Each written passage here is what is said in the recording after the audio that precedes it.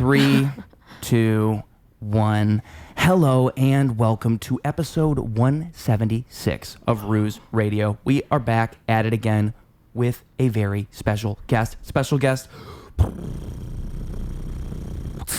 Please introduce yourself. Wow, cool sound effects. Thanks. I'm Claire, otherwise known as the Little Shrimp Snack. I'm really excited to be here. You have a dog. This is so great. Yeah. I have nothing but positive things to say about the first 15 minutes of me being here. Wow. I mean, my dog worked his magic. Yeah. If you guys knew about the Oscar experience, I mean, could you tell them about It's so intimate. Like, it's so intimate right away. Oh, and now the cat's coming.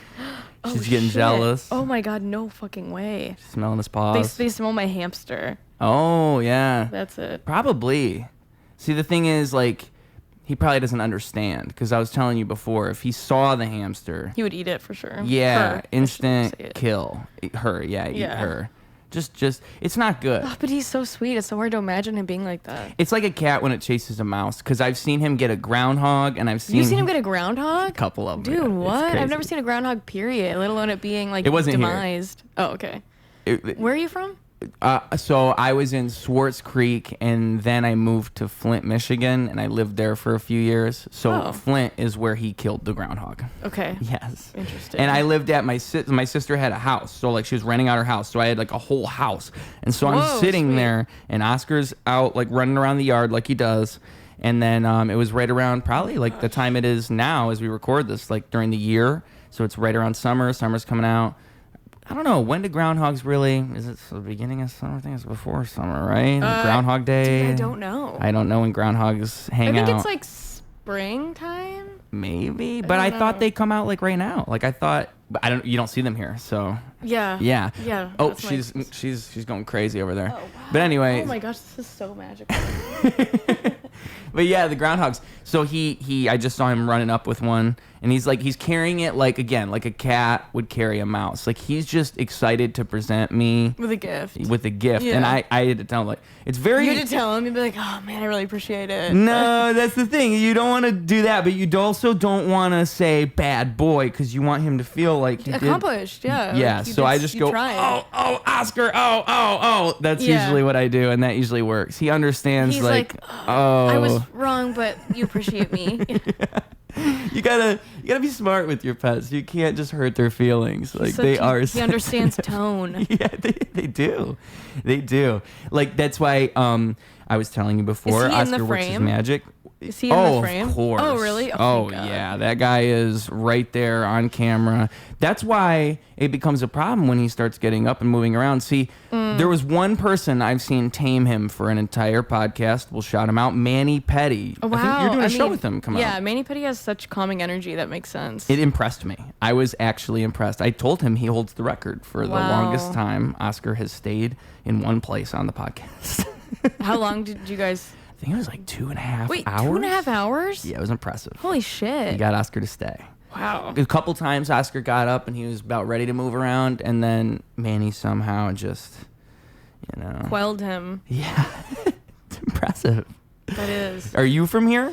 No, I'm from Kansas. Yeah, I've lived here for like 10 years though. Okay. And you were doing comedy the whole time? No, I moved here for theater. I went to theater school. Okay. Which is Chicago College of Performing Arts. I moved here in summer of 2016.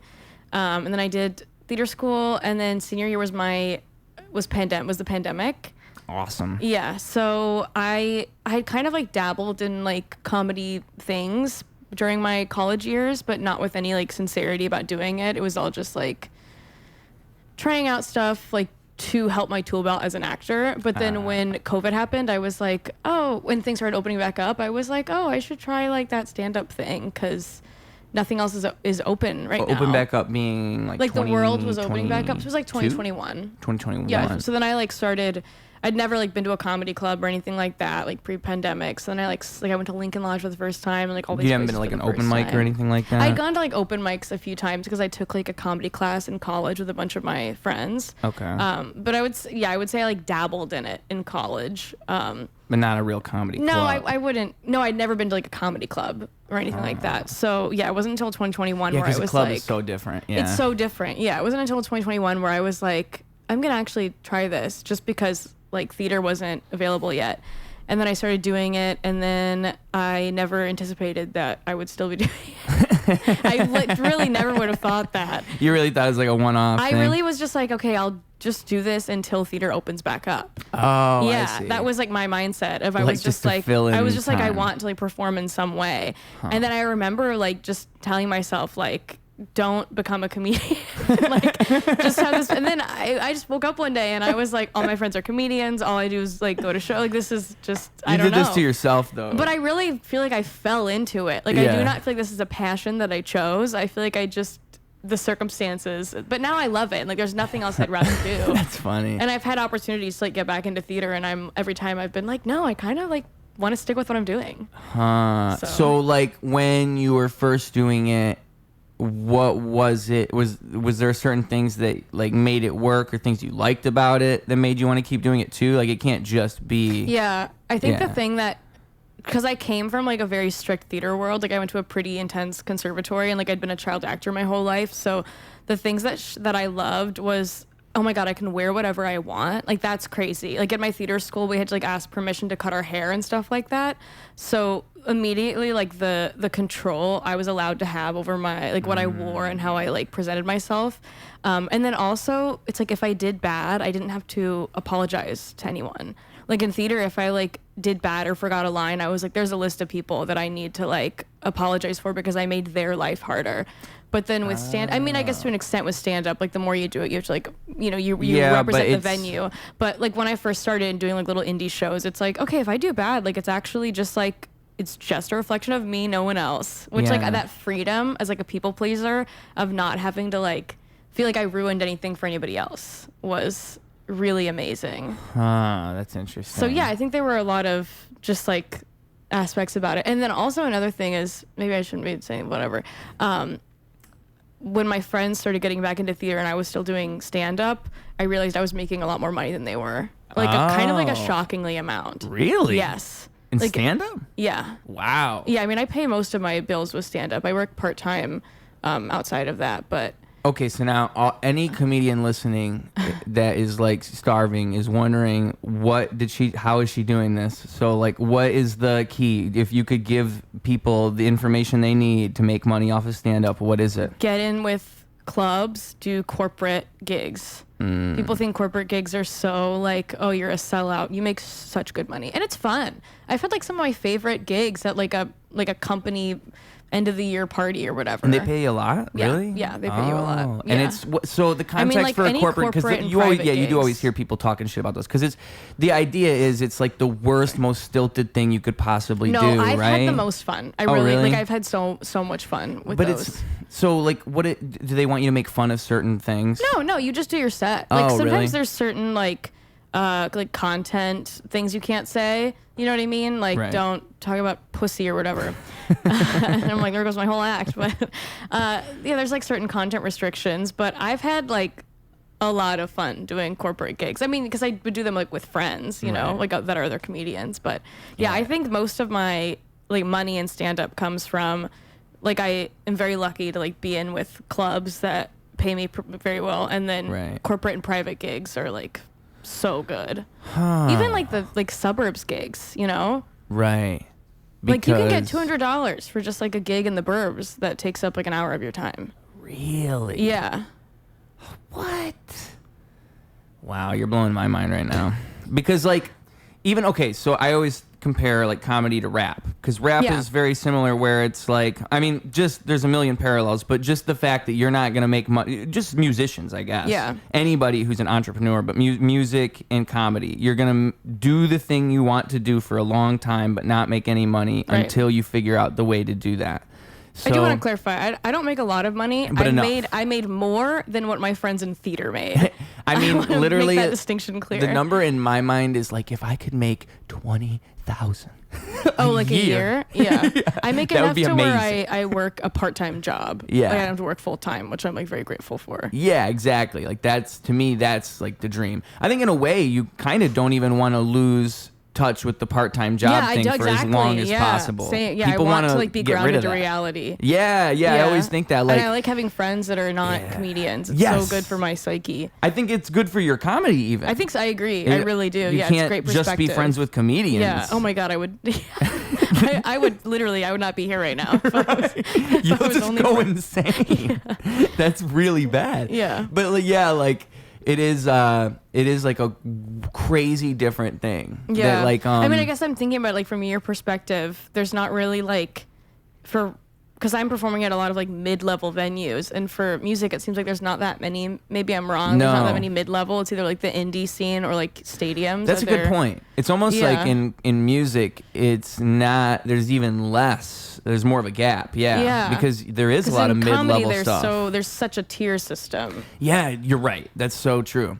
Yeah, and there's. I feel like there's so much more of a competitive nature in comedy, like not in like a bad sense, but in a sense that like it's just kind of naturally inherent. Like if you don't do well, if you don't go on stage and make people laugh and make them have a good time, you won't do as well. And so in that, everyone is trying to be the best and be the funniest. And that's just the way it is. Everyone is like, oh fuck, I want to get at least do as well as the person before me. I don't want them to bury me. Yeah. And then if everybody does that, that's a great night for everyone. Yeah. Exactly. Yeah. But I don't think music has that as much either. And so I don't think there's as much like You're community not trying to, like, the momentum of the show as much. I don't think. I think the whole energy is different. It's just all different. Music. Yeah, and like that is a good point. That like the growth is so different because of there's a lot of different. Like comedy is such a different animal in the way that you grow in a career and the way that your exposure works. I think like it's so different. The relationship with like management and agents is very different from the two. Yeah. Like,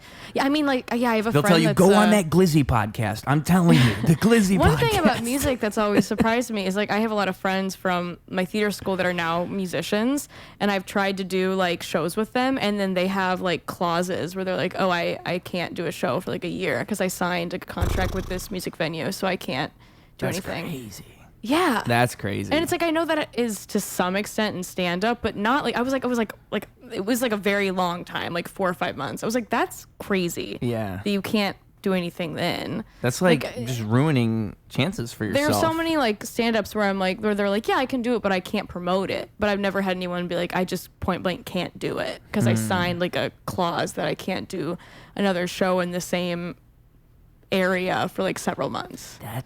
Why would they even? Because it's like Elvis. It's like they're Elvis and they want to lock you in Las Vegas. Well, and this friend, I was like, you're not that big of a deal. Like, this is crazy. Yeah, like this is not. Never mind, I guess.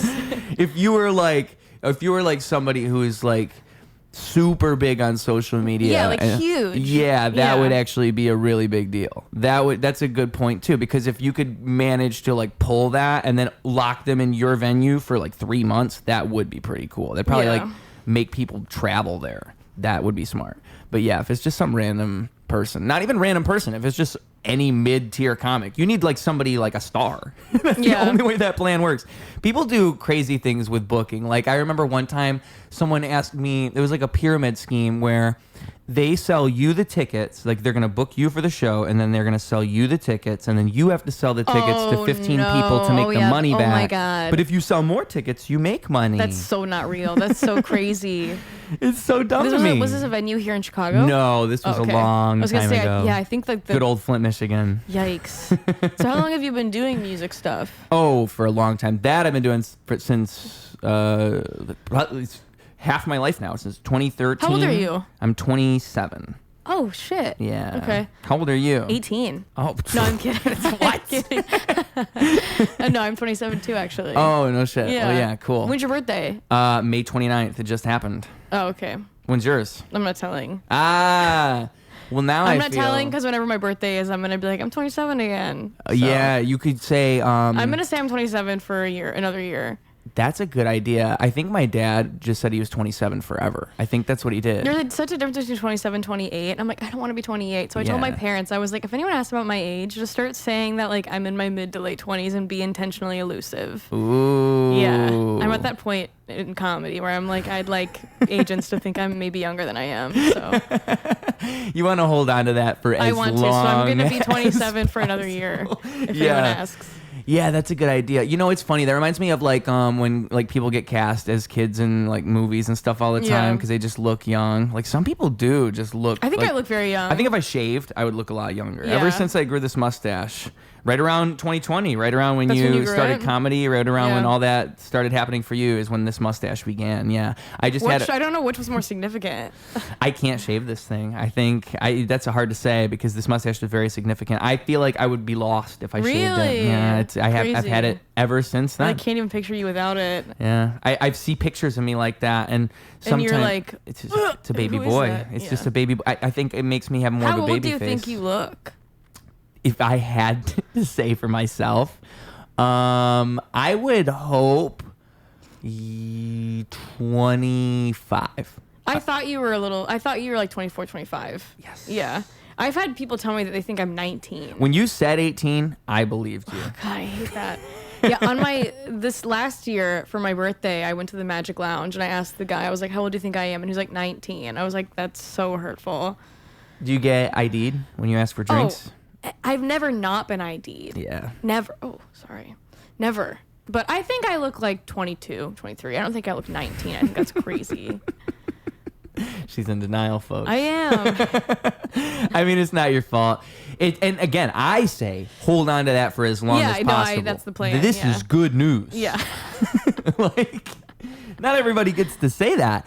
I think if I shave my mustache, it would happen for me. But do you think you'd look way younger without it? I really think so. Huh. I mean, maybe if I slept a little better and these baggies under my eyes were, or maybe if I washed my face more, because I'm one of those people who just figured out that you could wash your face like 2 years ago. Oh, really? Yeah. I just figured out drinking water like a year ago. A lot of people are in that boat. Fucking mind blown. Like You'd literally. be surprised. Yeah. So many people, you talk to them and it's like, how much water do you drink? And they're like, I don't drink water. I just drink Mountain Dew. Yeah, I was on the road with another comedian for like a week. And when he picked me up, he was like, by the end of this week, you're going to drink water. Because I was only drinking Dr. Pepper. And that was last summer. And it changed my life. Wow. It changed my life. I mean, it's now crazy. I drink water. Because you realize, wow, I really am made of water. I was drinking it and I was like, wow, my eyes don't hurt anymore. I feel alive. It's strange. Water really does make you feel better. And people who don't drink water, you could tell. I've heard people tell me multiple times now, my doctor told me I have to drink water or I will die. I've heard people tell me this. Yeah, it's new info. Because nobody drinks water, and it doesn't even. I think there was a big water boom in the 90s. Yeah. I didn't live. Is this weird to talk about with you being from Flint? Oh, you know what? No, but that's usually the first thing people say when you bring up Flint. So congrats to you for not saying it right away. Yeah. Yes. I thought it right away, and then I was like, weasel it in there later, Claire. It is what it is. Flint's water thing is like. I showered there for a while, and I still wonder, like, is that okay? But I did get water from my mom's house and tried to do that. Poor Oscar did have to drink the water from the sink. I'm so sorry. Poor guy. God. Maybe it was fine. I don't know. You're still perfect. What I say is water's bad all over the place. I've heard things about the water being bad here in Chicago. I've heard people say... I've lost brain cells for sure. I was smarter when I lived in Kansas. Yeah. It's the city water.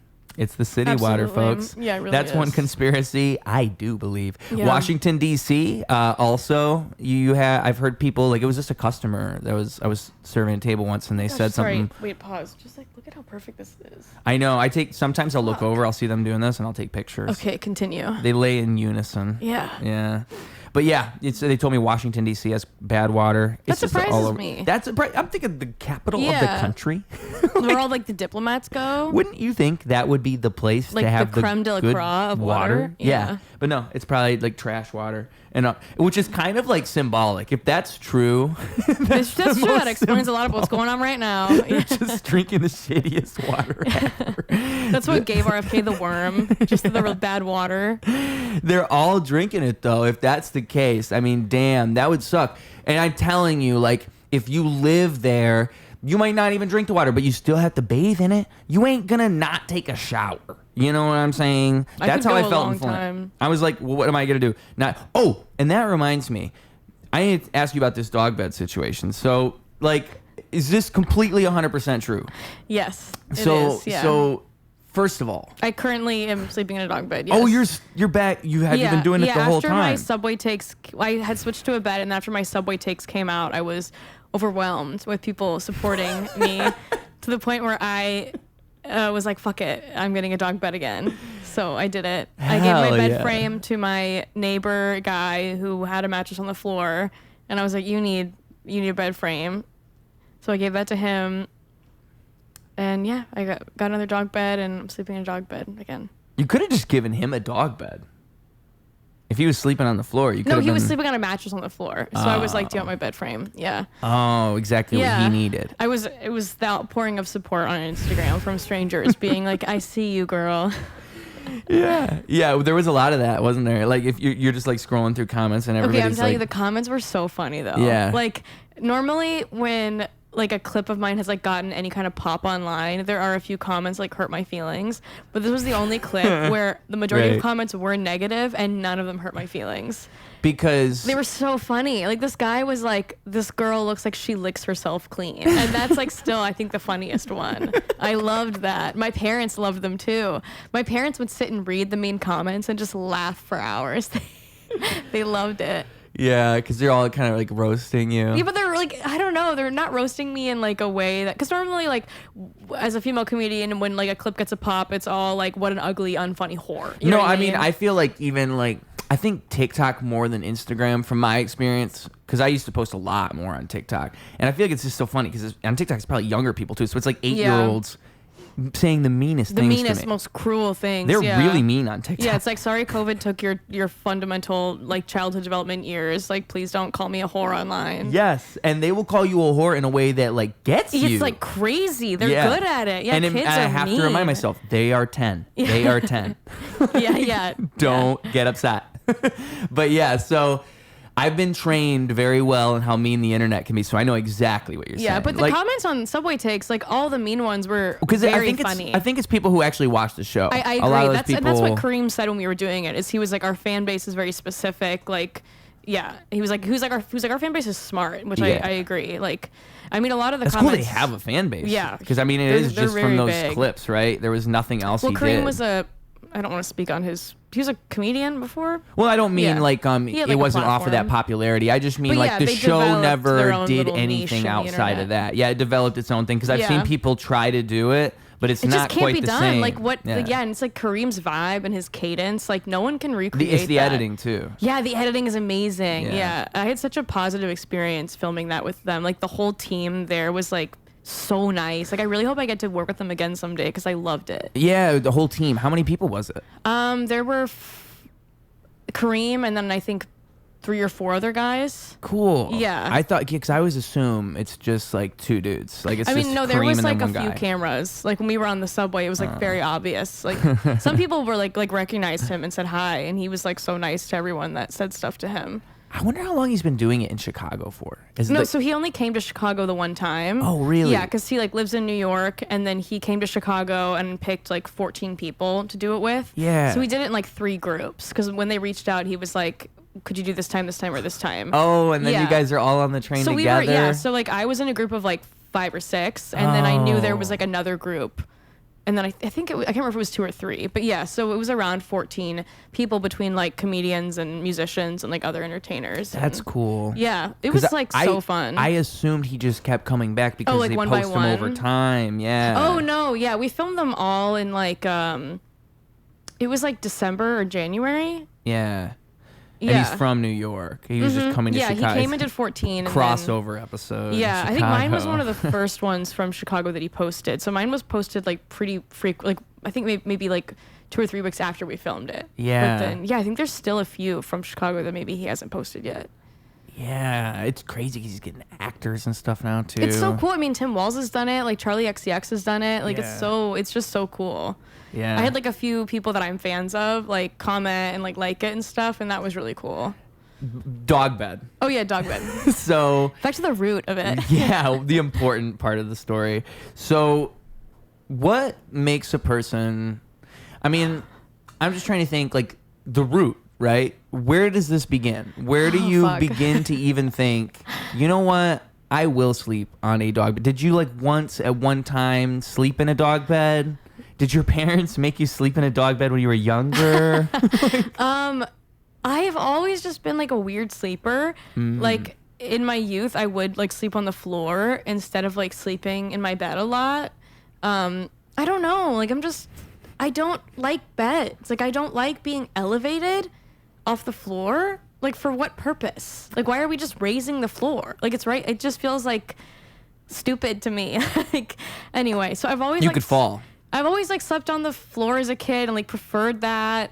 And I remember just like Isn't the floor hard though? Don't you ever think the bed could be soft? When I was like a kid, I would sleep on like my carpeted floor, which was like very soft. That's nice. Yeah, but it's like I preferred like dog bed. I preferred just because a dog bed's it's like a carpet. Fucking carpet. Yeah, I just like sleeping on the floor. And so when was it? I remember like in college, all my friends were like, "Oh my god, these cots are so uncomfortable," and I was like, "Yeah, I totally hate them." And like I like them. I like a firm, hard, uncomfortable seeming surface. And so I, like a few years ago, I like got a hammock and I started sleeping in that, and I really liked that. But then my knees were hurting, so then I got a dog bed, and I don't remember what when I decided to do that. I remember I was home in Kansas. And I brought it up to my parents. And I was like, you guys know I've always been so weird about beds. Like, I'm just having... Because I've had, like, lifelong sleep issues of, like, staying through the night or whatever. And I was like, I think I, like, want to get, like a human dog bed. And my parents were like... Fine. Like, you're an adult, Claire. You don't have to, like... You don't have to ask us. They were literally like, you don't have to discuss this with us. Like, do whatever you want. We're okay if you're a furry. So I, it's like, fine with bought us. one on Amazon, and then I slept in a dog bed for, like, a while, and then I only got a real bed because I was, like, hooking up with people, and they were, you know what I mean? I was like, I have to have a real bed. So then I only got a real bed for that reason. Yeah. And then, so I had a real bed for, like... Did you have to put the dog bed up when you knew, like, if you're going out, I should put the dog bed up so that way if someone comes home with me, over, they don't I was always just like, we have to go to your place because like I have a dog bed. Because that's hard to explain. Yeah, and then there was a period of time where I had like my real bed and my dog bed, and then I got rid of the dog bed because I was like, I want to fuck, so I had a real bed. And then the subway takes came out, and then I was like, I am who I am, baby. It's so who I am. Now I'm back to dog so bed it's girl. like a come to Jesus moment for you. Yeah, and where I will say like I have hooked up since getting the dog bed, and I always am just like, we have to go to your place because I have a dog bed. But there are some people now that are like, I want to like hook up in the dog bed. No way. I'm seeing someone right now that's like, I really want to hook up in the dog bed. Has it happened yet? No. Oh, that's crazy. No, that's my space. You're not gonna do it? No, all right, that's my sacred space. Yeah, I like that. I like that you're doing that. I think that's good that you're gonna keep it safe and keep it locked down. Yeah. I agree with that decision because I feel like that's like the doggy bed. For one, it just doesn't sound appealing to do such a thing. I like being like cocooned and like... Right. People asking me why like the dog bed is comfortable to me. It's like, I want to ask like, why is a bed comfortable to you? So is it like a sleeping bag kind of thing where you get to wrap yourself up a little bit? Like a sleeping bag, you get to zip it up. I like feeling a little like cocooned and like... I like... My friend Christy Turner, comedian, she always says that I like my furniture boneless. Boneless. Because I have like my couch is also like for a dog technically. Yeah. Like you could sleep on like a bench. Yes. Like I just don't like having big bulky furniture. Like what if there's an emergency? So how do you feel about this couch or this love seat? I mean, here? I would never own this, but it's quite nice. But you would never own it. What would make it better is if it was less comfortable. That's yes. what you're saying. To me, comfort. Okay, like I just feel like I don't need to be elevated to be comfortable. Like I'm fine with being closer to the ground. Like okay, so if this podcast was the exact same, but we were both sitting on the floor. Yes, that'd be probably a little better for me. Oh. Yeah, but I do like couches. Like couches, I feel like have a better purpose. They have a purpose that makes more sense to me than beds. Like with couches, I'm like I appreciate the shape of it. Yeah, it makes sense. I don't know, dude. People have told me that they think I'm autistic because of this. I don't think I am. I respect that you not only feel this way, but you've taken it so far. You know, I see people who they have opinions, but they'll be afraid to express them, or they'll be afraid to, they'll box themselves in. They want to be normal. And I think you're doing the exact opposite. You're owning the doggy bed. Thank and you. I think there's probably some person out there. This is actually 100% truthful. There probably is someone out there who hears you say all this and is inspired, and they're like, you know what? I can sleep in a doggy bed. Yeah, no, and there were people that messaged me that said that. Yeah. Really? Yeah, they were like, I am with you, girl. Like, I don't like beds either. They're really uncomfortable, and like this made me feel comfortable enough to like get a dog bed or a hammock or floor futon or whatever it is. But That's yeah. awesome. And it's like I'm not sleeping in a dog bed to be like, oh, I'm so quirky, I sleep in a dog bed. Like, I wouldn't have taken it this far. It's just comfortable to me. I don't like beds. I don't like all the fucking sheets and like why? Why am I climbing into something? Like, I'm small. I'm under 5 feet. Let me sleep in a dog bed. In the clip, the way that it comes off, I remember. I come off like a psycho in the clip. It sounds like you're saying beds are inconvenient. Who wants to clean sheets? Yeah. Which is crazy. It really went off the rails. I think the way that you just explained it really made it make sense to me. Because, in the clip, it really seems like you're just saying, by what I said about I the sheets. hate beds. Beds are useless. Who would use a bed? I think your take on elevation is very interesting. I would be interested to see how many people don't like the elevation of beds. There probably is a lot to that. I mean, people don't like their feet hanging off of beds because monsters or things under a bed. Like, there's just the fear. Oh, something can. Yeah. There's a lot of that. It's easier to get up in the morning when I'm on the floor. I don't know how to explain that, but it's just like easier to start my day when I can just like roll over. Yeah, right. It really is. And it's like, oh, you don't need a nightstand because the floor's right there. Right. It's silly to me. Like a nightstand at a bed, you're just raising. It's already there. Like, why are you creating levels? You don't like air mattresses? No, I really don't. No. I mean, I'm very, very happy in the dog bed. There's never. I mentioned earlier. What do you zip them up? I mentioned it earlier. What are they called? Sleeping bag. Sleeping bag. You don't like those? I do like sleeping bags. Yeah, those like seem when like pretty when similar. I like visit my friends in Kansas, like they'll laugh at me because I'll like sleep in a sleeping bag on their floor instead of like the couches or beds that they offer me. That's good though. You bring it? Yeah. Yeah, I brought my bed. What do you mean? You'll see. Yeah. Yeah. And you just lay and they're on always just like, okay, girl, do you? I like that though. See, it's when I say you take it that far, I mean the fact that you even do that. Because a lot of people would just force themselves to just sleep on the bed. A lot of people would just be like, no, I'm just going to sleep on the bed. And then they would not like sleeping on the bed. You bring the sleeping bag and then your friends just support you. Yeah. And I think that's what most people don't realize is if you just do that thing anyway, people will probably just nod and be like, oh, I mean, if you okay. just like, it's like, I'm not putting anyone out with it. It doesn't matter. Yeah. It really doesn't matter. It doesn't. Who cares how someone sleeps? I remember one time I saw somebody sleeping. Who you sleep with? Who cares? Who you sleep with, Yeah. how you sleep, where you sleep at, who you sleep with at, where who you sleep with at is. That's what I should say. Everybody remember the movie with Tom Cruise on the train, Risky Business, I think it was? No, I went as that guy for Halloween and I've never seen the movie. It was like one of his first like famous movies, and it's the really cool scene with the Ray-Bans. I think it's what made Ray-Bans cool was like Tom Cruise looking over in Ray-Bans, and his parents are away from the weekend, and there's this girl that he falls in love with or something. I think it's an older girl. I can't remember how the movie goes. And then at the very end, spoiler alert for the next 20 seconds, they have sex on the subway. Oh, really? Yeah, and it's in Cool. Chicago. The movie takes place in Chicago. So it made me think, like, just imagine if I'm sitting on the train. I've seen people have sex on the train. Have you ever seen it? No, Oh. I don't want to see that. Was it ever good? Like, I imagine it's always like, oh. It was like on the brown line, which I was surprised. Yeah, right. Or it was like, dude, on the red line. Red line activity. Yeah. It was like they were standing and he was behind her. That's Yeah, I was like, Mom, Dad, I'm kidding. right. Kidding. Get back over Get off here. the train. Yeah. This is Hold our on, stop. The camera's shaking. Yeah. Man, brown line, red line, blue line. Which is the worst? The red line? That's the I worst. feel like the red line is the one that I've had the most dangerous experiences on. The red line. What stop probably. are you off? The red line. Oh, okay. I feel like Do you that's drive or? no. I told you earlier the skateboard. Oh, I right. ride that electric Yeah, I drove skateboard. here. I found parking really easily. This is a nice neighborhood. You found parking easily? Super easy. I was like shocked. I'm gonna send this clip to my mom. Every time she comes here, she gets upset. Here and I told you 2 minutes when it really was 4. And then I was like, oh fuck, finding parking is gonna be hard. And then I found a spot right away, which never happens.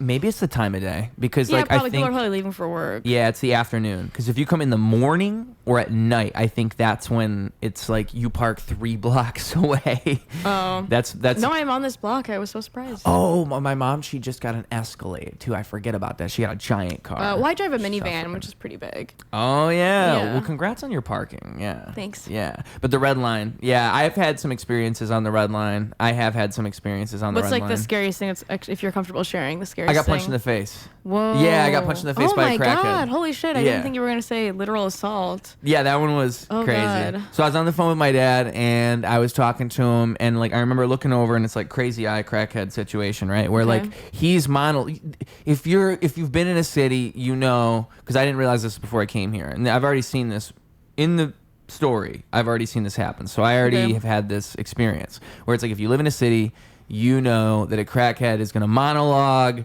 and they're not really talking to you, they're talking through you. Yeah, that's a really good way to put it. Yeah. Yeah. It doesn't, you're just what's the word? The symbol that is in front of them for whatever ideas they have. Like they're just throwing it all at you, and then they're going to transition to somebody else, and everybody is just the vessel through which they will speak. That's honestly like very genius, and that's what's going on, because it's very hard to understand what's going on if you encounter a crackhead for the first time. Yeah, you'd be very confused if you've never really seen it before, experienced it. And I'm trying to think like what's going on in their mind, and it's just their monologuing. So they probably, and it kind of reminds me of like when someone's on psychedelics and they get in a thought loop. And some people are like that, where like if they do a certain some people are like that when they drink. I've seen even where they get really drunk and then they just start repeating themselves over and over and over again. And like crackheads do that like crazy. They'll have a monologue, and so that's what this guy was doing.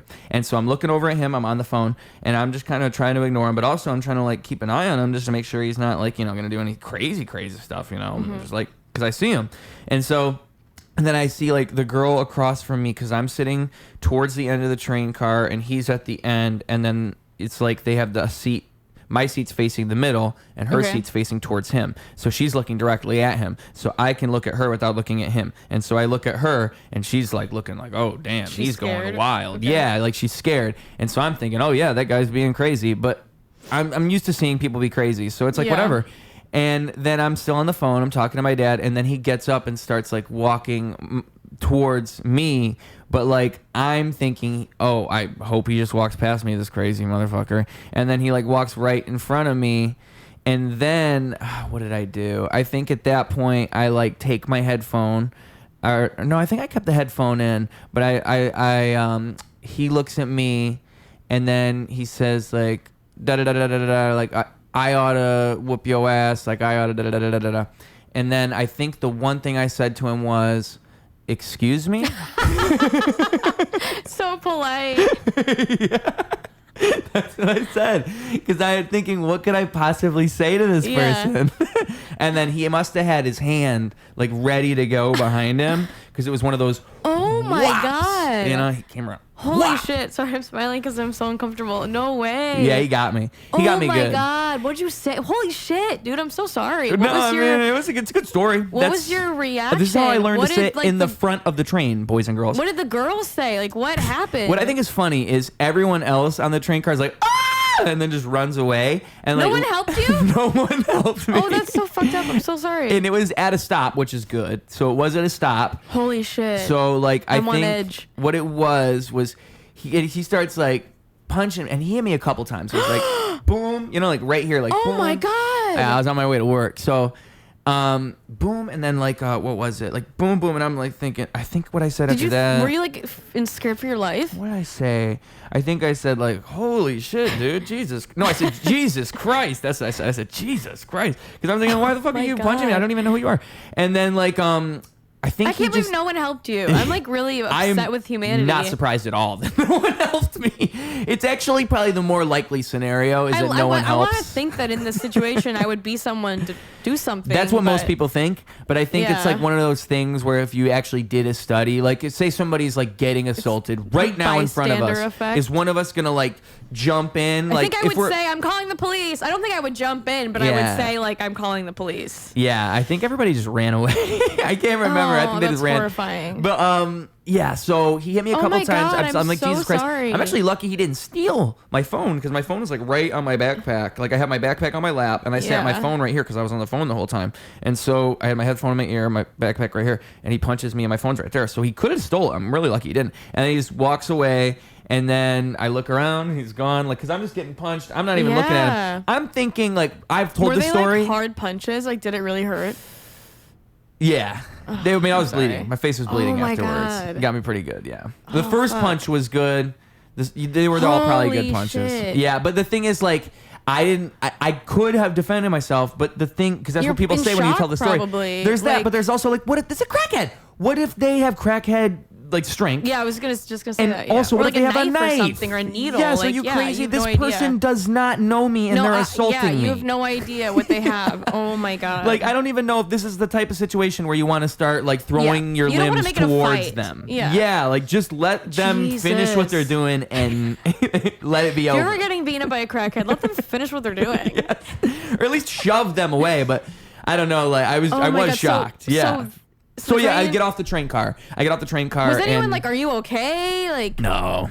And then I was like, I remember I was on the phone with my dad the whole time.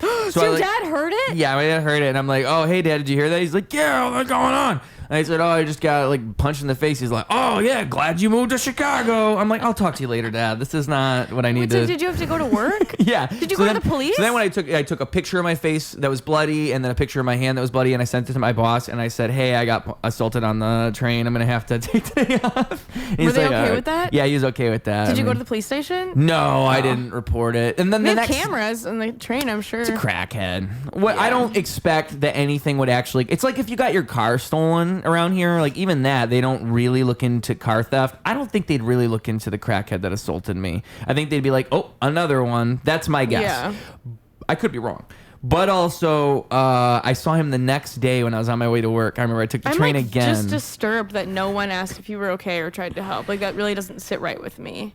Even my dad. That was the funny part to me. doesn't sit right with my me. dad was like, I'm sure glad you moved. I was like, damn. That's dude. not I called my right. mom, and my mom at least Did was, anyone in your life like give you the validation and comfort that you deserved in that moment? Yeah, well, I called my mom, and then I called my friend, I think it was Rocco Tesla. Shout out Rocco Tesla, friend of the show.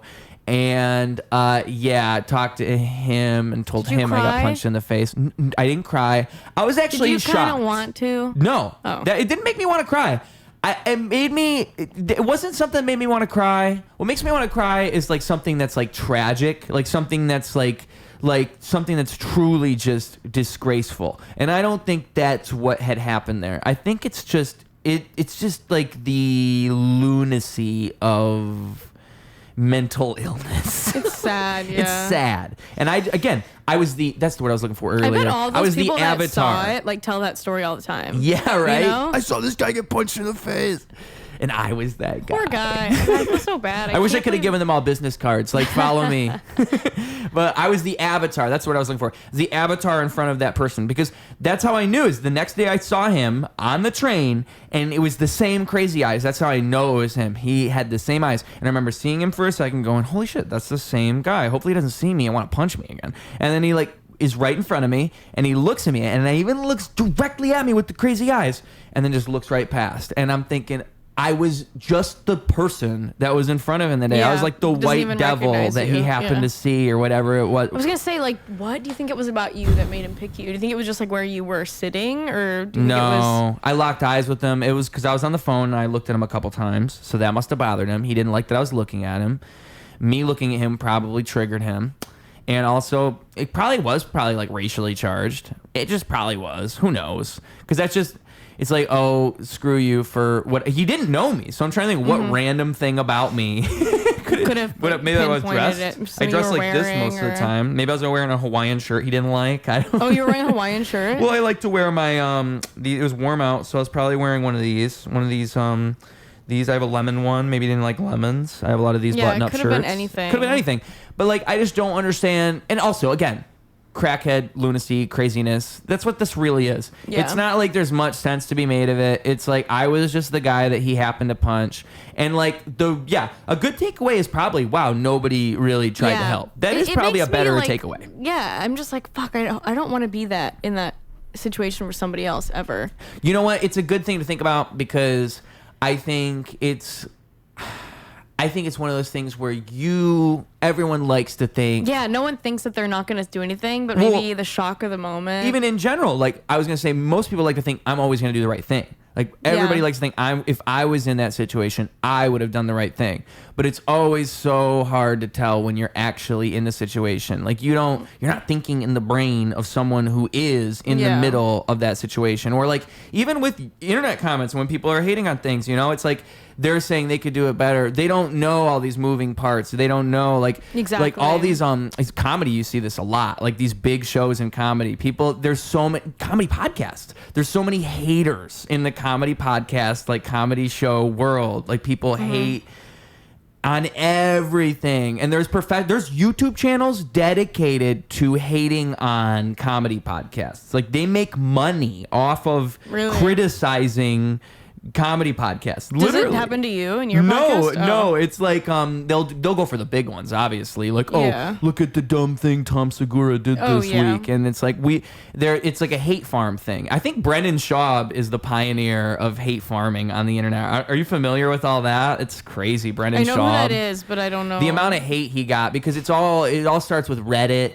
And like the Fighter and the Kid, it was him and Brian Callen. And people would just make fun of Brendan Schaub, and then on the Brendan Schaub subreddit, I think it was the Fire and the Kids subreddit, it would basically became a subreddit where they would make fun of him. And then the YouTube comments on anything Brendan Schaub is in is making fun of him. And this is what I'm talking about, is like people who don't do things like to make fun of things. Yeah. And it's just so hard people to conceptualize. People come to shows and are like, I could do that. And they don't even go to comedy shows. Fucking idea Half what the you're time, talking about. they don't even go to a show. Yeah. They don't have no idea. I can be funnier than you. And I'm like, you have no idea, like all the mental gymnastics, the moving parts that are going on. Like you have no fucking idea. Yeah, right. And the more and more I even like, because I'm not a comedian, but the more and more I get involved in that world, the more and more I understand. It's like a never ending. I think musicians, again, with music and comedy, you could learn a lot from that, because it's a never ending Sisyphus, like pushing the rock up the hill. Like every show is different. Some shows are great, some shows are bad. That you just made. Thank you. But that is what it is. Yeah. Like in comedy more than anything. Oh yeah. Because it's never ending. Even for good comics, you'll just have nights where it sucks. Yeah, and it's like anytime I am like, okay, once I get this, then I'll feel like a real comedian, and then I'll get that, and I'm like, I'm so stupid for thinking that was the thing. Like now that I've climbed a little bit, I can see how much further it is. Well, and I think that's why I connected to the Sisyphus thing, because I think that's all of life. Exactly. Really. That's what life really is. It's really never ending. I know. Yeah, I realized like last year I was talking to another comedian, and I was like, I finally realized like we'll never actually be happy. I finally realized it. Right. Yeah. Like this is what it is the rest of the time. Like even when you're like at the level that like I want to be at someday, I'll still be thinking I'm not the level that I want to be at someday. You know what I mean? Like no, and that's why I think like I think success is an illusion, because like if what I always say is like if you listen to successful people talk about it, they always say like, oh, I thought success was gonna be the thing that was gonna make me feel fulfilled, like I did it. And then they never expressed that it was. It's like a Maslow's hierarchy of need, but on like a very like vain self-fulfillment. Yeah. Like, well, and I think too, it's like what you don't realize when you're saying like, I want that thing, I want success, I want to be at the end of this journey. It's like you're asking for so many more responsibilities and so much more pressure than you have right now. And that type of thing, it's like there's so many pros and cons to both sides of where you're at. Because once you're in that position, you're going to be thinking, oh man, it was actually better. That's actually something my mom says to me a lot. She's like, don't you think that like even if you get to where you want to be, you're going to think back on these moments and like love? And it's like, yeah, I do think I will. The whole thing's kind of like a trap. Like just the whole concept of it I think is it's like even followers and chasing all these things. Now. Yeah, you can't just appreciate the moment you're in. You're always thinking ahead of it. Because it's like someday, knock on wood, someday if I'm ever like signed with an agency and I'm like, I have like a big enough following to where it's like, I can't just like go do super risky stuff on stage where it's like, if it bombs, who gives a fuck? You know, no one knows who I am. You know, I might miss that freedom. Or even like if that happens, probably like not. But if you're a comedian who is seeing all your friends all the time and you're seeing them at random shows, going to open mics, even like these are your friends, this is your community. But once you start moving around the country, you lose that. Yeah, that's really true. It's over. Like that stage of your career is now over, which is just a weird feeling. I'm sure. True. I really am like actively trying to enjoy.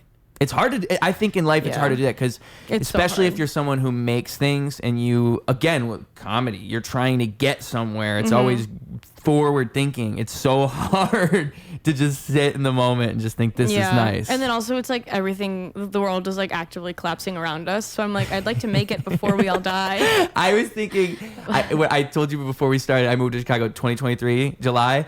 Thinking, election 2024, I better move before World War III. I need to, but I know something's gotta happen eventually.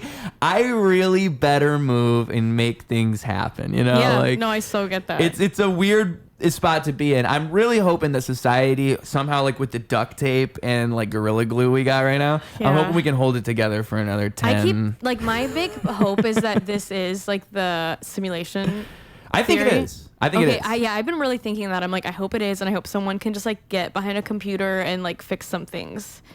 I think redilate, whatever. Well, that's fun. That's a fun. That's the only thing that kind of gives me hope of like someone out there is pressing buttons. I never thought of it that way.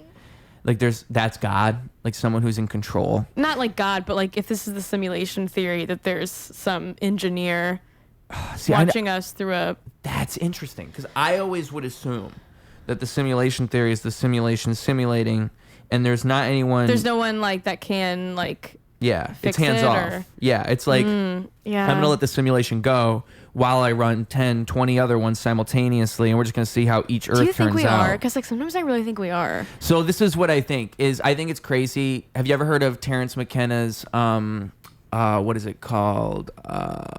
Novelty theory? No, I'm 16. Right. Yeah, a little bit before our time because I'm actually 25. But Terrence McKenna's like 70. I think he died in 1978. Oh, okay. I can't remember. But he, right before he died, maybe it was 10 years before, he had a theory. I think it was like a few years before he died.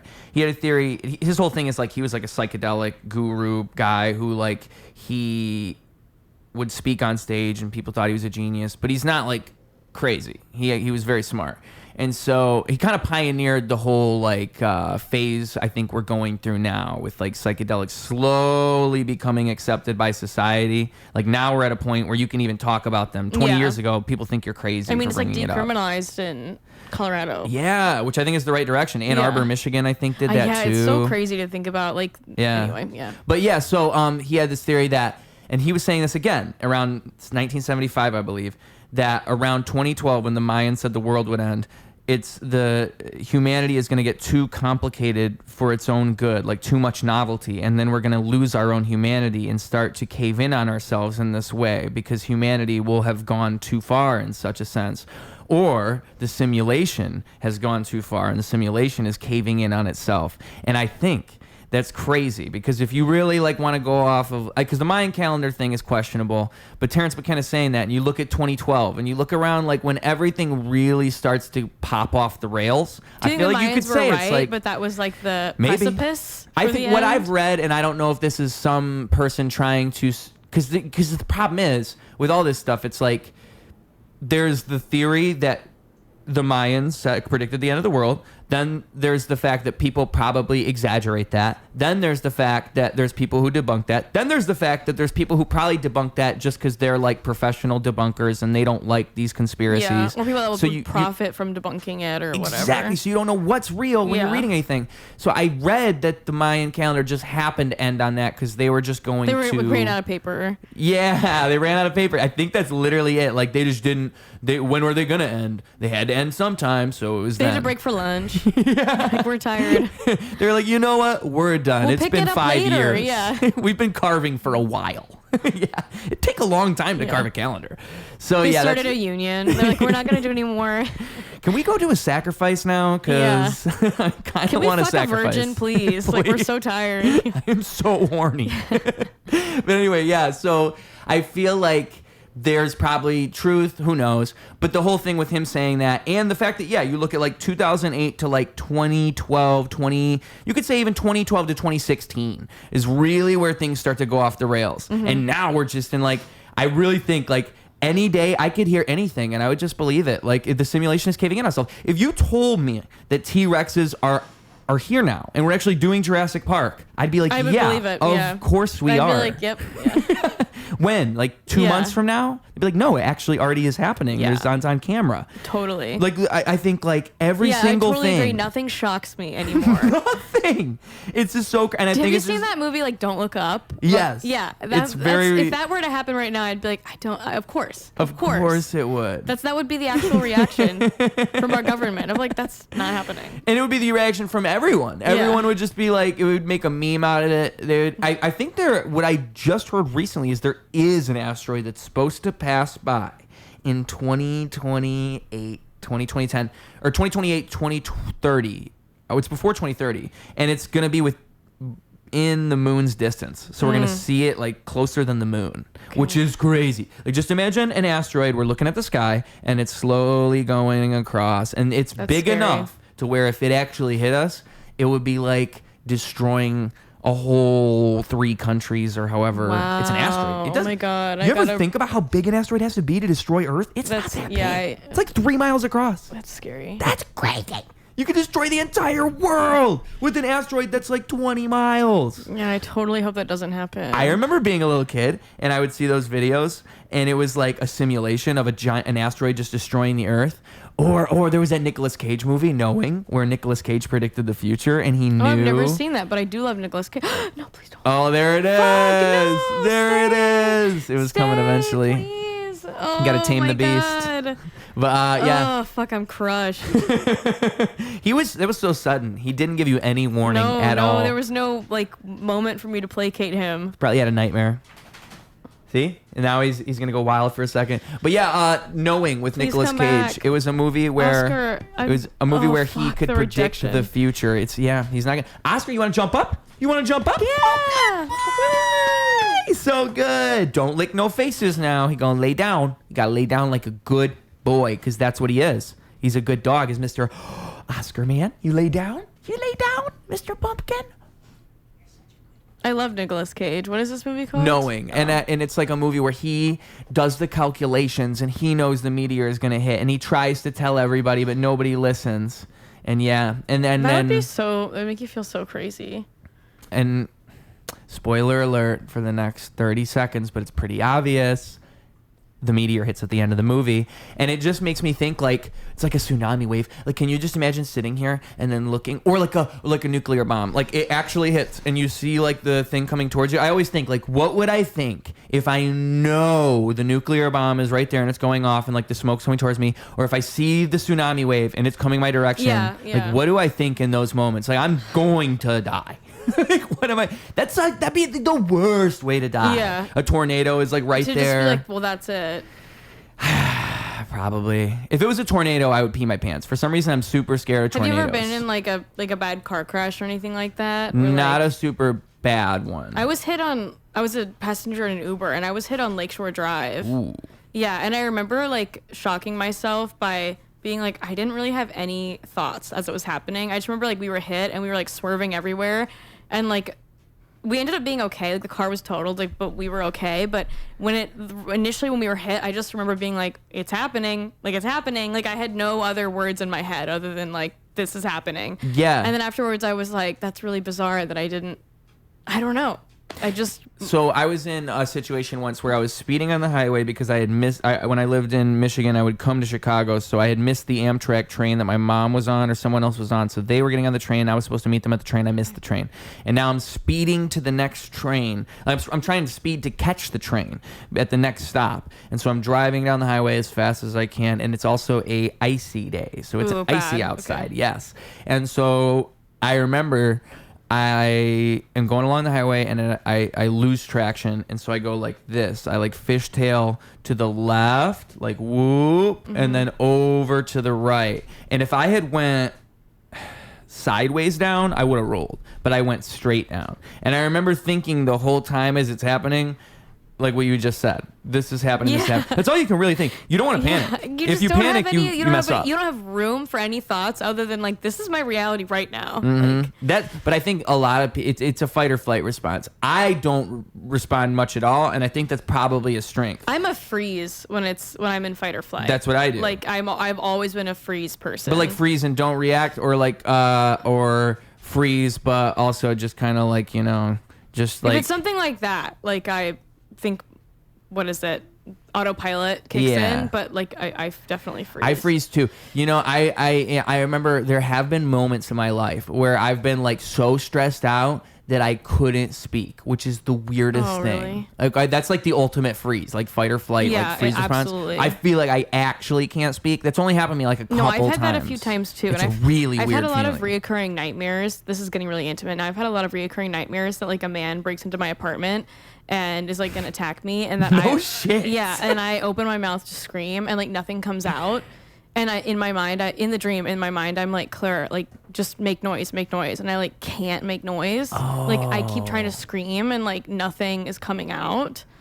I've had that. Yeah, really? I know what you're talking about because it's the same feeling. Because it's like, because you I wanna feel like express, but you can't. That, I'm in like, so like I'm just like, God, just oh my God. And that's actually worse because then you feel like you can't do anything. It's like imagine if somebody walked in with a knife and they were about to stab you, and your response was, yes.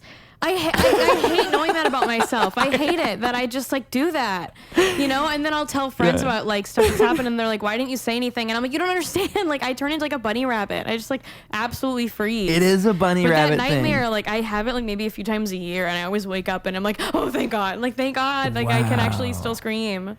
Wow. Yeah. There's a good movie that depicts that. If you ever saw the movie, is it Split? I think it's the movie Split. Oh, Split, about the guy with like all the personalities. Yeah, because that was the first movie I saw her in. Anya Taylor-Joy. Yeah, Anya Taylor, whatever. Lovejoy. Whatever. What is her name? Anya Taylor-Joy. I think it has Taylor-Joy, but Lovejoy is something. A few people have told me that they think I look like her. I was thinking that as I thought about her. I'm like, wow, they kind of look alike actually. It's only because we both have far apart eyes. It's the eyes. That is it, and we don't look anything alike. But aside it's distinctive, from that. and most people don't have that. Like even her, that's everybody remembers her for that. When I did roast battle, that was all I was made fun of for. It was like continuous. It's why the dog bed thing is because then people are gonna go for that. It's why roast battle people go for the easiest thing. Yeah. It's also why you having a pet gerbil is funny. Oh, a hamster. A pet hamster. But the weird thing is, I feel so like stupid because I never thought that my eyes were far apart until I did roast battle, and then people were saying that, and I was like, I guess it's just one of those things where it's like when you look at your face every day, like I didn't see it. They're gonna get you. Like I don't know. Yeah. Like I have a lot of flaws where I'm like, why wouldn't you make fun of this or that or whatever? I was like, I never knew my eyes were far apart. They're gonna get you on something no matter what. Yeah. It's for me. It's shocking the new insecurities that show gives you. That's what really it gives you. Yeah. Yes. You have to be a very secure person to do the that first show. 2 times they were like going through the panel and they were all making fun of me, and it was like I could handle it, but now they're not doing that, and I feel safer. Now it's just I rap and I go, and I feel so much safer now. Like now I don't have to endure anything. I just show up and go. I just talk shit and leave. That's ideal. So do you do it every time? At Zany's. Because I think cool. the I idea come watch is you sometime. Yeah, no, I'd love to have you there. Last night it went very well. I think it's like just like any comedy, it's entirely dependent on like the energy in the room. Yeah. I think roast battle rides that wave like anything else. Last night was I could feel it. It was probably the best one yet. 3rd time's a charm because it was the 3rd time I did it. That's how I felt. It started with Tito and David Donick, and those guys. Shout out to those guys because I feel like they kicked off the whole show. I feel like Tito. Oh, I don't want to give people misinformation here. This is important stuff. Who's your favorite like roast battle comedian? That's a great question. My favorite, like who's really good at it, I would say I think Brandon Kiefer is really good at making it look effortless, and I think that's what you have to do. Because that's just who he is as a person. Yes. Yeah. And he fits so well into that format. That's literally like that's just his personality. Yeah. So he comes to mind for sure. Like he's Matt Sullivan. I just saw him yesterday, and it was him versus Brandon Kiefer because I guess I haven't seen Matt Sullivan before yesterday. Yeah, I don't know who that is. He's newer, I think. But he's doing Roast Battle Chicago. I don't know how much he's done it, but he just won the championship, the previous one that they did, and then Kiefer won last year. So it was him versus Kiefer yesterday. Cool. Okay, who won? And he won. Wow, he beat Kiefer? Yeah. Wow. And I feel like he really impressive. Won fair and square. Like, like as a spectator watching that, I was impressed. I'm like, that's damn, awesome. this Good guy's really good at this. Because it was like, I wouldn't even know. Like, I would think he's been roasting for a long time, just with how fluid he was with comebacks and all that. Yeah, some people are just like really good at that. Well, and I think like with Roast Battle too, it's cool when you can kind of have like an actual tempo, like the comeback thing is impressive to me. Because I totally agree. I think that's more impressive than the jokes you write. It's just like feeding off of it in the moment. That's in like the moment, real but skill. also they'll have stuff locked in. So it'll be like some of it's improv, some of it's like I'm responding to what he just said, but some of it's like okay, and then you call him a name that you came up with, and they probably have a list of like 20 fucking names to make fun of you with, because they're always you'll see that one a lot where it's like they'll say the joke and then you'll say like,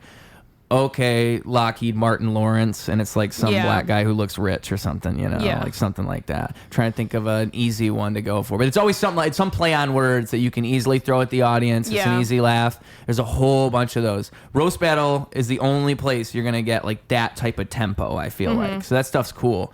And Matt Sullivan beat him, so that was really cool. So he comes to mind just because of that. Good for him. Yeah, it was impressive. I felt like it was close. But he also, for the record, he left the belt at Zany's. He forgot his belt at Zany's. Sir, I don't know how you forget a title belt. Giant belt, yeah. That I was talking to him right after. I'm like, do you have a plan for that belt? I asked him that question. If I got a belt, if someone rewarded me a belt for winning a championship, I'd be fucking wearing it. I told him I'd be putting it on right on my bedside, or for you on the floor, on the floor. Yeah. And like I'd be wearing it I said that too. I'd be wearing it out to places. I'd be like making people uncomfortable. They'd be like, "What's this for?" I'd be like, "Here's my business card. Check this out. It's the second link on the on the QR code." But like literally. That is, who else? That's such a good question. Do you have anybody? Do you have like a favorite roast battle? I mean, when I like produced roast battle, I feel like the people that it was just like a different like crop of comedians.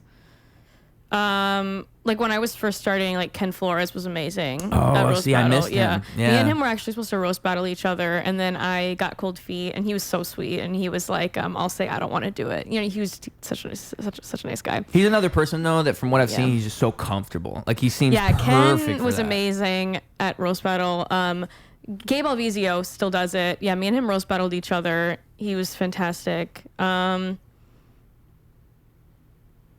Yeah, I think Gabe and Ken are the two that come to mind. Gabe's that good? Gabe is great at roast battle. I don't think I've seen too many. Oh yeah, no, he's really good at roast battle for sure. I roast battled. He moved to New York, but Kenya and Adam Chick, if you know him. Okay, that sounds familiar. Yeah, we roast battled each other. He was really good at it. He kind of pissed me off because he like has a very distinctive way of dressing. Yeah. And then the day of our roast battle, he dressed completely different because he knew that I had definitely written jokes about like how he dresses. And then I was like, you know what I mean? He did it on purpose. I was like, okay, very cool. I'm always worried about that because like the thing is, if I'm writing a rap and I have to say all these words and then they just happen, like, okay, so yesterday I said that Tito dresses like a gay lesbian and calls it steampunk. That was the diss. Like and then that's stuff that I'd written for Kenyon. And then he shows up dressed like a Mormon, and I was like, you fucking asshole. And he did it on purpose. No one's gonna get it. Yeah, I was like, God. And I was like, now my jokes are gonna sound so fucking stupid. So I just had to like pull a bunch of audibles in the moment. Like that's tough. Yeah. Yeah. Oh, and then Katie Kincaid has always been amazing at roast battle. She won something. Yeah, she's great. Champion, she has was like it title? I don't know how. She it has works. like the cadence for it. You know what I mean? Like, yeah, she's really good. Evelyn Troutman. Mm-hmm. Yeah. I saw her yesterday. She was there yesterday. Yeah, Evelyn's great. It was her versus Nick Emica. That was a fun one too. Oh, cool. Because both of those guys I are haven't weirdos. done a roast battle in literally years. The last one I did was Kenyan before he moved to New York, at least 2 years ago. Do you ever think about doing them? I kind of have been thinking about doing another one, maybe. You ready for the insecurity to come back?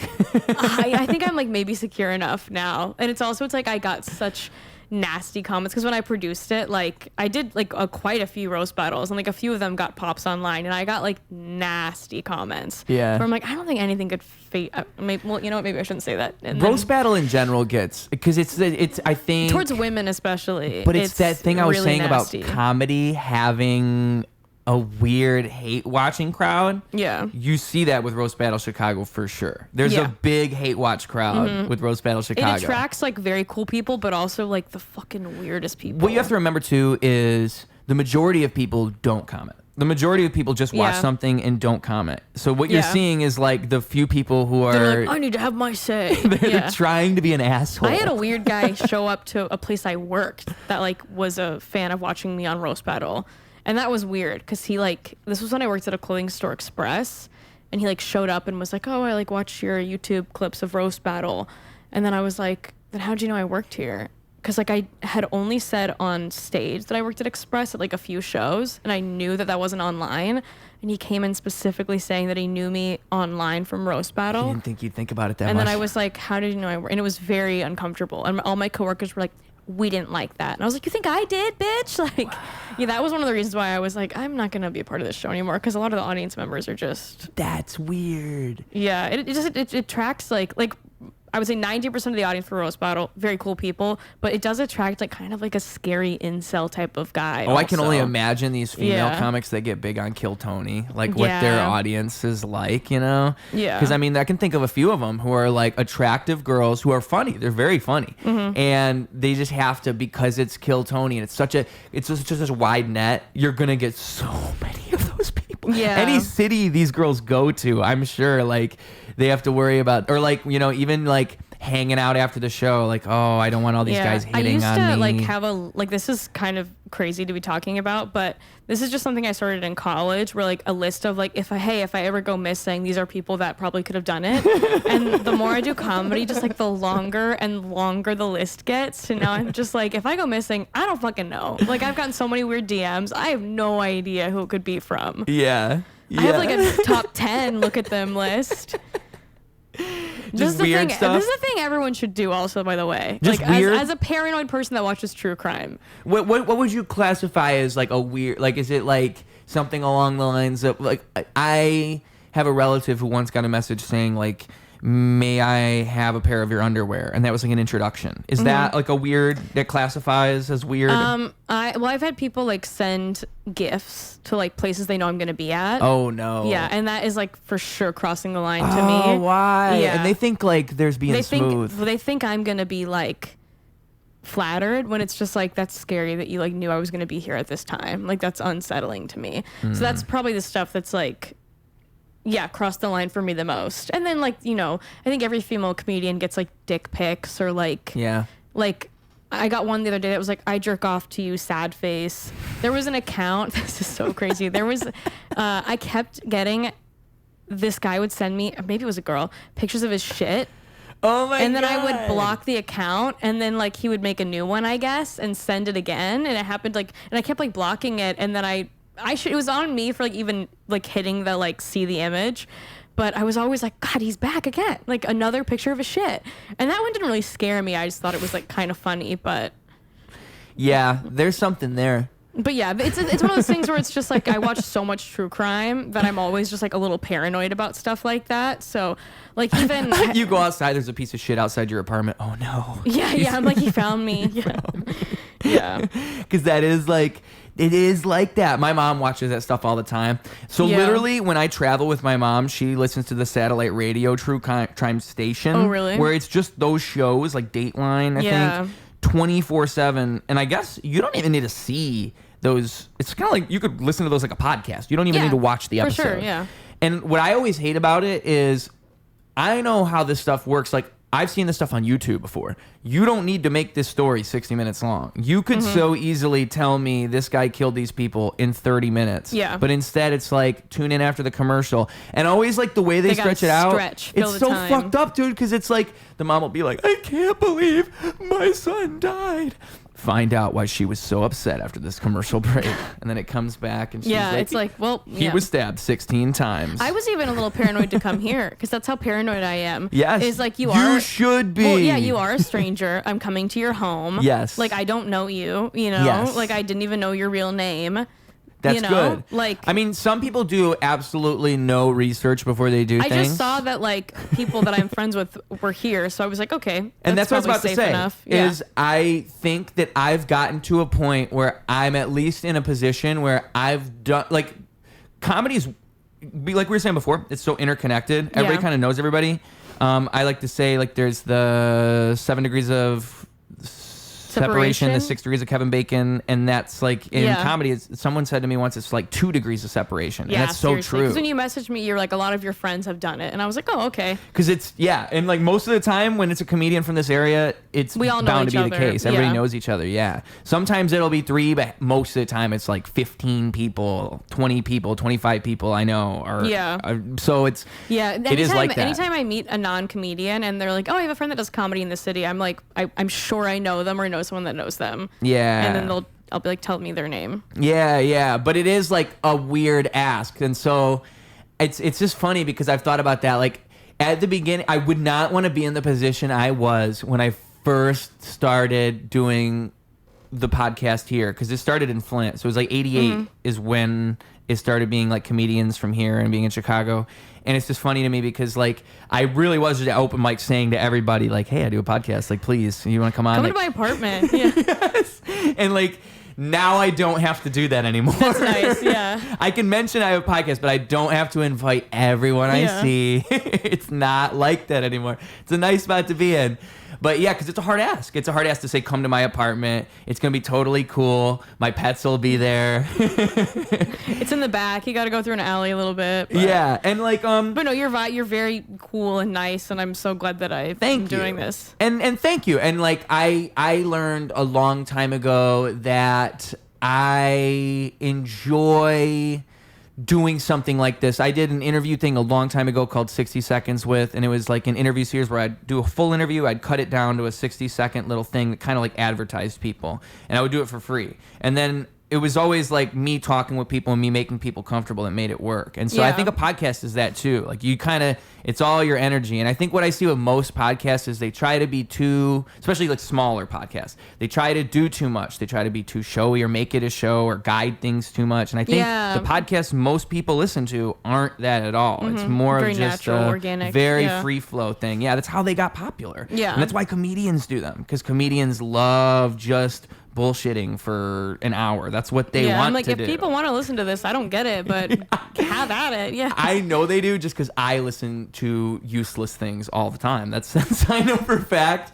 And it blows my mind the things that get popular too. Like if Call Her Daddy is one of the most popular podcasts of all time. Oh, dude, I know. Anybody can do anything. What the hell? This is America. This is freedom. Yeah. Yeah. And I always tell people like, because a lot of comics want to start one, like to just start a podcast and just do that. But what was the other thing I was gonna say? Where do you like put this stuff out? You can put them everywhere. That's the other thing I should say. Do you have like a? Can I ask like how many listeners do you have? On you. So it's.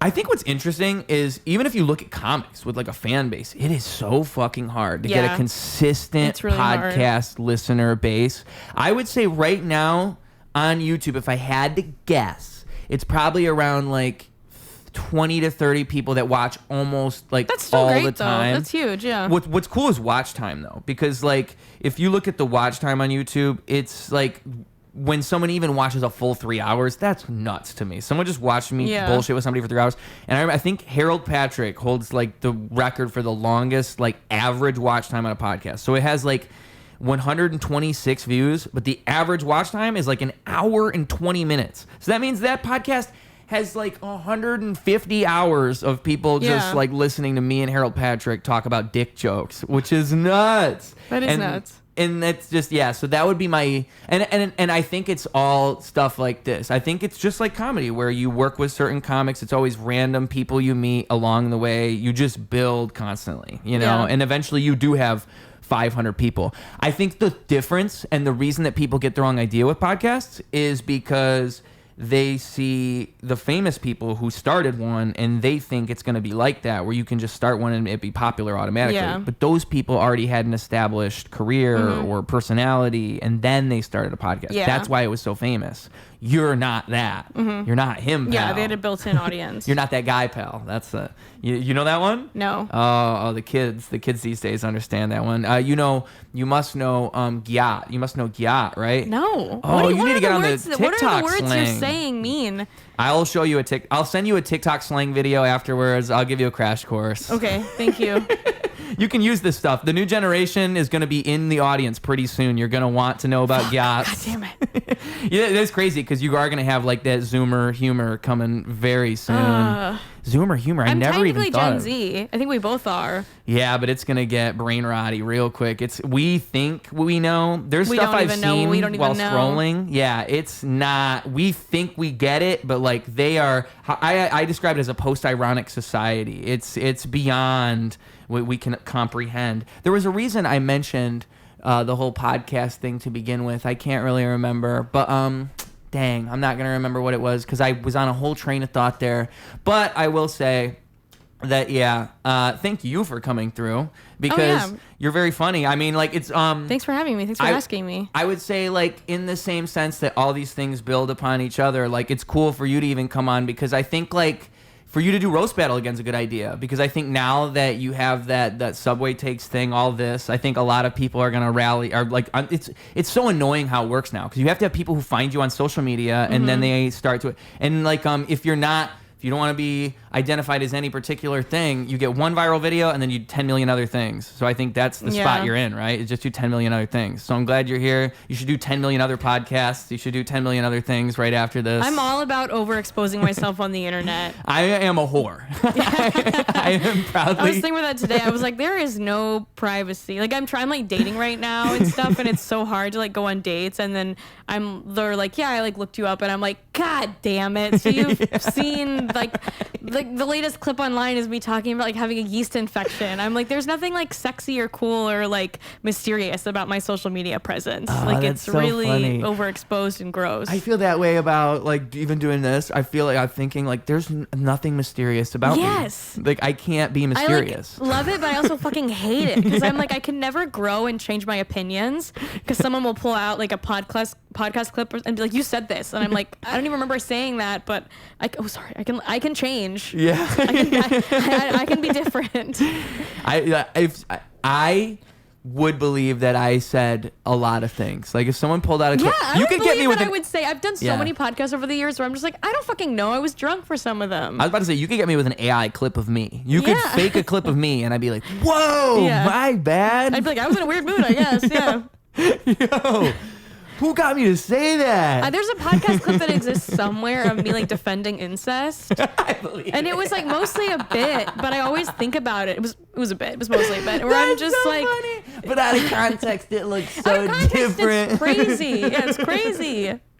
I mean, Theo Von's tried to do that many times. I think the line he walks when he brings it up is like, he always says, I can understand if you live somewhere and it's like relatively speaking, you don't have enough people, and we're talking a rural area. He always talks about a rural area and it being not very many people around. That's his justification. Yeah. People say that context doesn't matter, but it really does. Like there was a clip from me and Kenyon's roast battle where like I'm calling him gay, and then all the comments are like, this girl's a homophobe. And I'm like, this is why context matters. Well, in comedy, it's all that matters. I mean, that's why you see like any of these controversies of so and so. Honestly, I kind of like hate what reels and clips have done to comedy in general. Yeah. Because it's like for me, I love stand-up because I just love the magic of feeding off the energy and like creating like a moment for like, it's like an inside joke for all of us in the room. So when you clip it and put it out there and take it, just a piece of that it just like it can change the whole meaning of it. Yeah, that's so true, and that's just why kind it's of cool that like a lot of like the in the moment magic. I don't know how many clubs do this. I know Joe Rogan's club does it. The Mothership, where they take your phone away. Yeah, I did roast battle at the Vulcan, and they had to take they took all the audience members' phones. They do it stuff. there too. Yeah, they do. That's a good idea. Yeah, which honestly is good because then it's like, okay, not only did I not have to worry about them like recording my jokes, which is like fucking crazy that we're still dealing with that, but also it was like such an attentive, present audience because they weren't like looking at their phones. Yeah. Right. Yeah, and that's like, I've heard of musicians doing that too. Like I think Childish Gambino did that for his festival. I like it. Yeah, and you'll see like every now and then you'll see an asshole who somehow snuck a phone in. Yeah, you'll if you needed to like have a phone call, you would just go to security and they would unlock it and you would step outside. Oh, and, you like, can come do back that? in. Yeah. Okay, that's at cool. least that was my experience at the Vulcan. That's probably how they all do it. You can't just steal everyone's phone and not give it back. Yeah, but like my brother came with me and they didn't like lock up his phone. So like if you were a performer like with them, you didn't have to, but it was just audience members. They trust you. Yeah. Yeah, because I mean like. And you know that's cool because they would let you take pictures backstage and all that stuff too, because that's probably what you'd want to be doing if you're back there. But there was an audience member I ran into that did not have his phone locked up, which was weird. Yeah, because we were like taking pictures and somehow. Yeah, he like snuck it in. Yeah, this is my 5th phone I kept in my shoe. Yeah, I'm like okay. I don't know how long you normally pod for, but I do have to. Yeah, I have to go to the gynecologist. Yeah. I had to move the appointment. Shout out Gynecologist Chronicles, Pussy Problems. Thanks for letting me move this podcast up an hour so I could go to the gynecologist. No, I mean it's my first time going to a pussy doctor. First time ever? I've never gone to a pussy doctor. I'm 27. Oh, this is exciting for you. I know. Wow. Yeah, it's because I've had a UTI that's lasted for a really long time. You must be a little nervous. Yeah. Because it's like you're just gonna have to go wide eagle and just let them do their thing. Spread eagle, wide eagle. What is it? It's spread eagle. Spread eagle. Yeah, I'm nervous. I would be nervous. I would. If I don't even like the idea. Like, what is that thing when they do your butt? When they go into your butt? Oh, the prostate exam, but also when the rectomy, when they put their finger in there. Rectal exam. Yeah. Even that, it's like, oh. I tried doing a joke on stage at Bond where I was like, I hate. What is it? What did I say? I hate getting a prostate exam because I always fail. No one's ever gotten it. It's a good one. The joke is that I don't have a prostate. I think that's a good one. No one gets it. I'm like teaching a stand-up class right now, and I like said it, and they were all like, "We don't get it," and I was like, "That's how you know it's a good joke when I have to explain it to the people I'm teaching comedy to." Maybe if like you just emphasize something right beforehand, or if you did a joke right beforehand that was along the same lines of like, I can't have a prostate, you know, like it says the same exact thing, and then you say that, so the audience already has in their mind like, oh, she can't have a prostate. That's so funny. She just kind of said that too. Yeah. She literally can't, and it's a play on words, because the fact that it's a play on words is funny to me. That's what gets me. It's like, oh, it's like a rapper move. No, I think I'll just never say it again. Yeah, it just died. It'll just live here today. for now. Yeah, it just died here today, with Oscar laying on top of his corpse. Such a dream.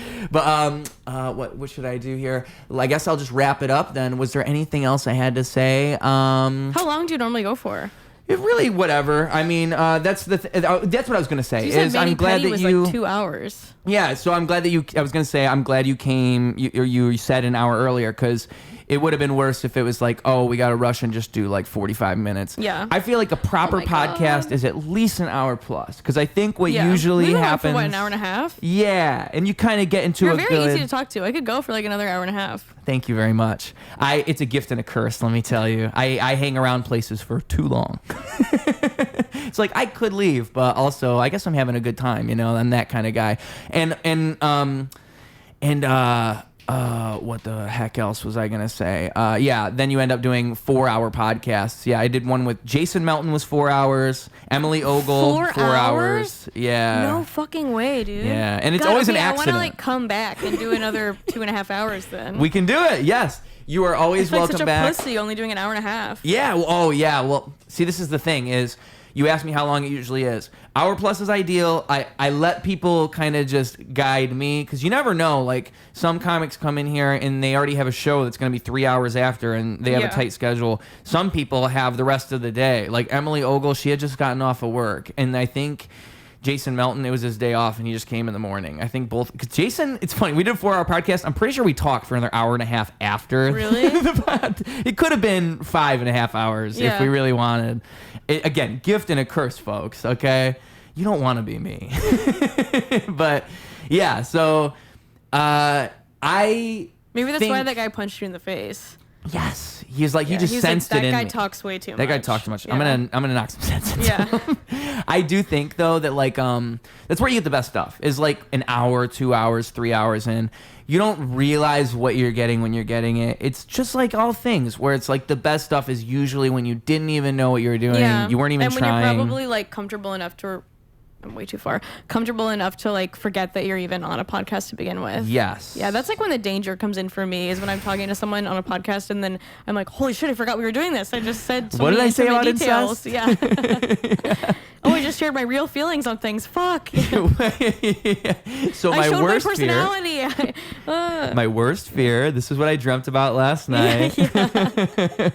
Yeah. I and again, like I feel like I've revealed enough information by now. I mean, like I think though that like I think that's why the best podcasts tend to work, because I think most people don't know how to talk, especially how to talk extended, like on it for an extended period. Yeah. I couldn't even really do it by myself. The comedians who do podcasts by themselves, crazy. That's nuts. Like, and there's a couple people who do, like Bill Burr, Tim Dillon. There's a few people who like exclusively mainly do it by themselves, which is nuts.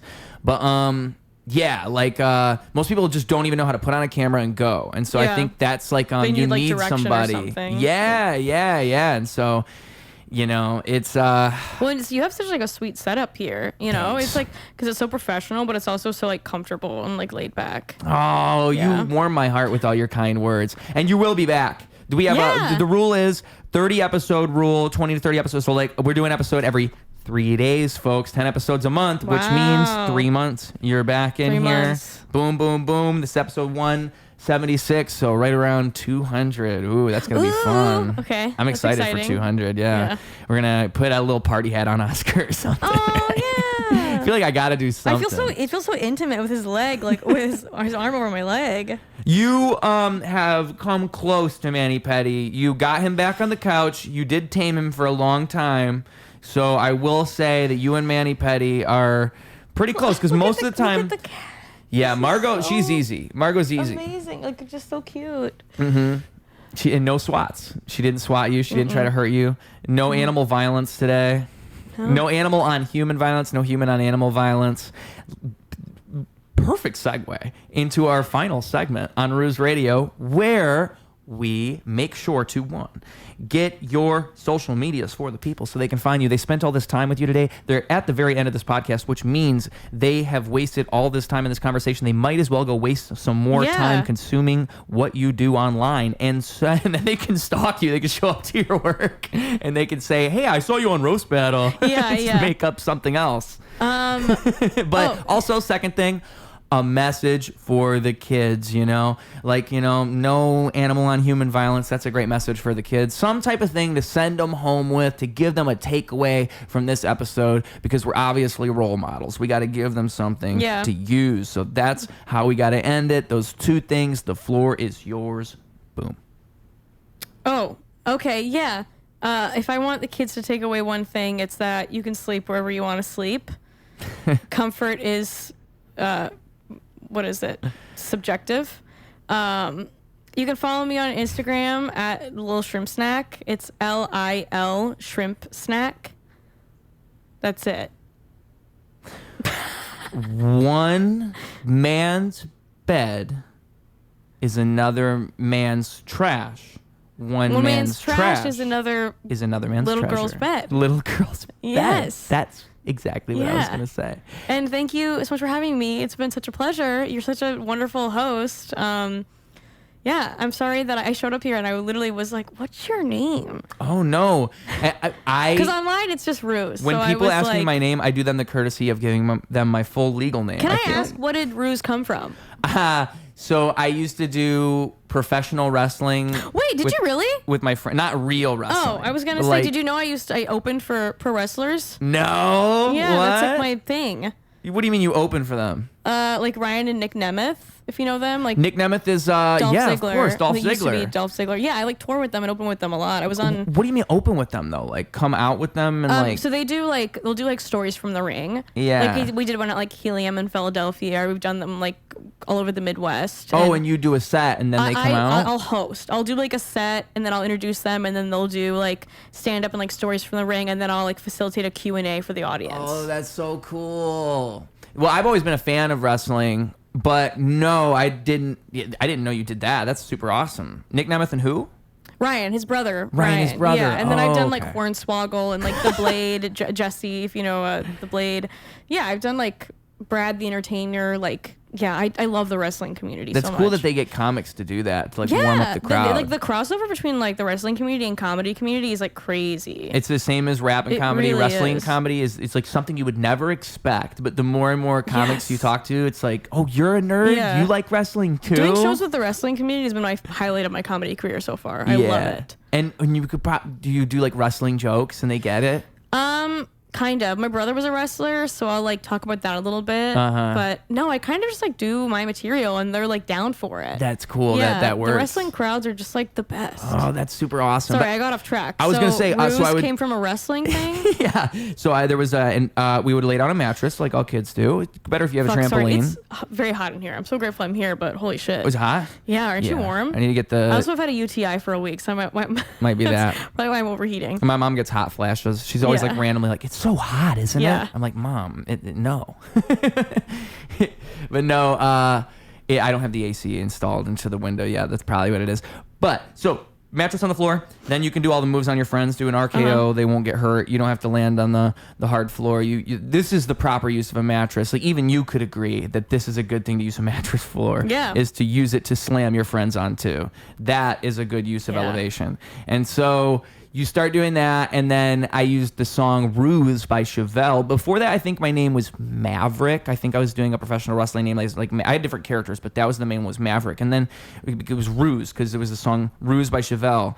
And so I would come out and I would be Ruse. And, if I were to like cut a promo, it's like, it's nice to be out here tonight. I see all you people, and you people, let me just tell you that your life is a ruse, and that's why I don't respect any of you, because I look at all of you and I can see that you tell yourself lies, you tell yourselves that you are happy, you tell yourselves that you're good people, and I think that I am the truth, and that's why you despise me so much. There you go. And then that makes ruse, sense. now what I explain it as is that everything in life is a ruse. It's like a philosophical thing where if I am the rapper, if I am the podcaster, if I'm whatever, I'm that person in that moment, but I'm only that in that moment, and I'm tricking myself into believing that, and I'm tricking other people into believing that, and that's what you're always doing all the time. And everything is actually entirely unique and independent and its own thing, but we find ways to categorize things and make sense of them, and it's all a ruse. And that's why hypnosis works, that's why all these things work, because you can override your brain and trick it, and our brains are just systematically trying to make sense of shit. Yeah, just systematically sorting. Yeah, sometimes I look at Oscar and I think, damn, like, what if I don't think of him as like Oscar and I just think of him as like a soul, and then it's like so much more meaningful. Have you ever seen the show Ozark? Yeah, of course. There's like that quote that always sticks with me that Wendy Bird is saying, where she's like, I don't think we actually have reasons for why we do anything we do. I think that later on we like pick reasons to make our brains feel better. Yes. And I always feel that way, because like in hindsight, I'll be like, oh, I did that because of that. And then I'm like, no, I think I don't know why I did it, but it makes me feel like I can put the situation to bed if I like can have just like pick a reason for it, There's this book called Emotional Intelligence, and in the book, it's like laying out how evolutionarily speaking, it would make more sense to assume that our instinct to react came before our instinct to think, because that's how you survive. That's how animals survive. And then you evolve out of that and you start thinking. And I think that's how people are. They just don't realize it. Yeah, so we're reacting before we're thinking all the time. And that's your reaction comes first. And then we're needing to create reasons for it in order to like feel like we can move on. And I think we do that with everything. I think that's why politics override your emotions, and that's the entire game of them, because that's what you're doing. You're like taking that emotional part of you and tricking that people into using that against Yeah. you. You know, and that's why it's always trying to scare So you. it's so always easy the to end of the manipulate world. any person ever. Yeah, yes. If you like have the awareness of it. Yes, yes. Okay, I love this, but We I got need to to get go to out of gynecologist. here. We could do it for hours, yes, but gynecology is very important. I gotta go to the pussy doctor. Shout out my pussy doctors. That's the final message, folks. Here on